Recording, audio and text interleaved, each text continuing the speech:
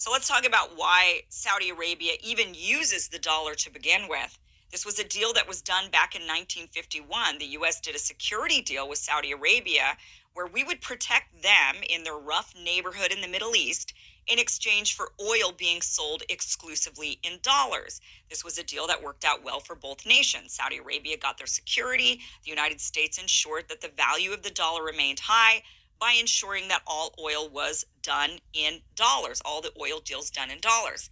Because of this, and this is where it gets to massive inflation, because of this deal, every single nation on earth wanting oil needed to get their hands on dollars.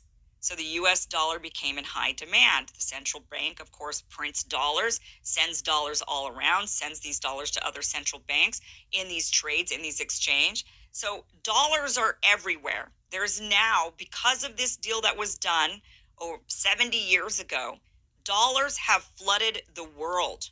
Dollars are everywhere.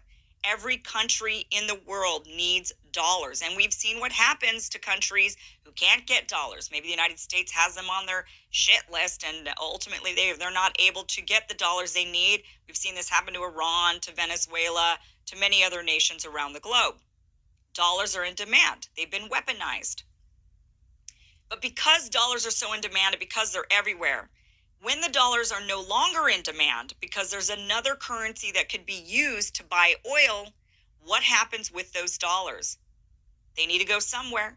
So they start flooding back into the United States.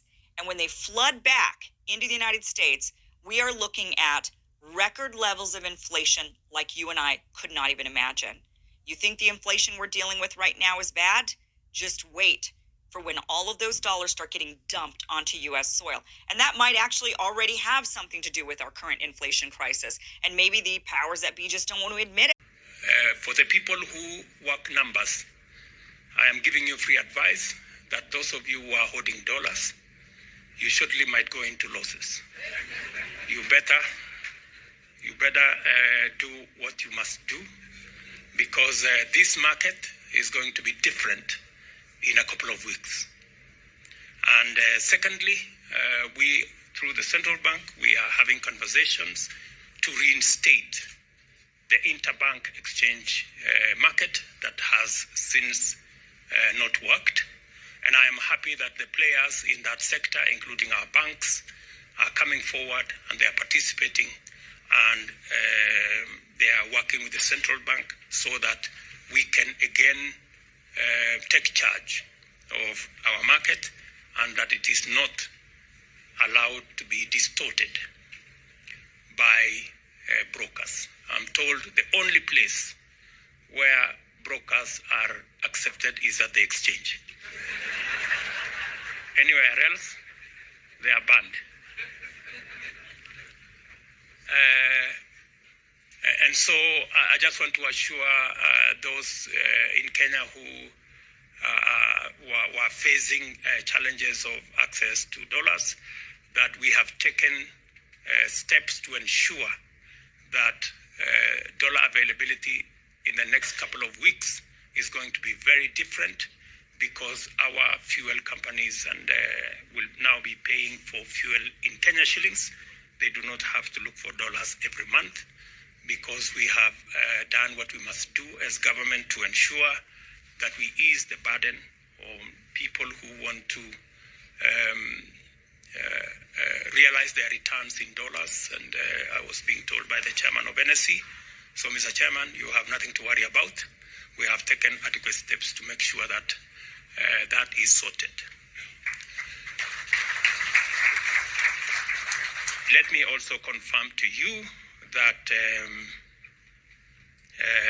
the government of Kenya, as I made a commitment, we are going to be listing public-owned entities shortly. And I like the fact that you have said you are ready to take me on. Let's see. Yeah, let's see. So I never lose sight of this contest, because in my desk, right in front of my desk, is the bull and the bell you gave me when I came here the last time. I also want to give you my commitment that the business and investment environment in Kenya is secure and conducive on a sustainable basis. Through the rule of law, the government will take robust measures to honor and respect the rights of all and measures and demonstrate. Let me take that again. I also want to give you my commitment that the business and investment environment in Kenya is secure and conducive on a continuous basis. Through the rule of law, the government will take robust measures to honor and respect the rights of all and demonstrate that no one is above the law by decisively combating impunity, lawlessness, and disorder. We have a duty to ensure that every worker and every hustler from Mamamboga, MSME to the global multinational corporation operating in Kenya enjoy a conducive environment to pursue their goals unhindered. There is no reason whatsoever for anyone to stand in the way of free enterprise, disrupt business, or sabotage economic activity, or work as economic terrorists for personal selfish interest.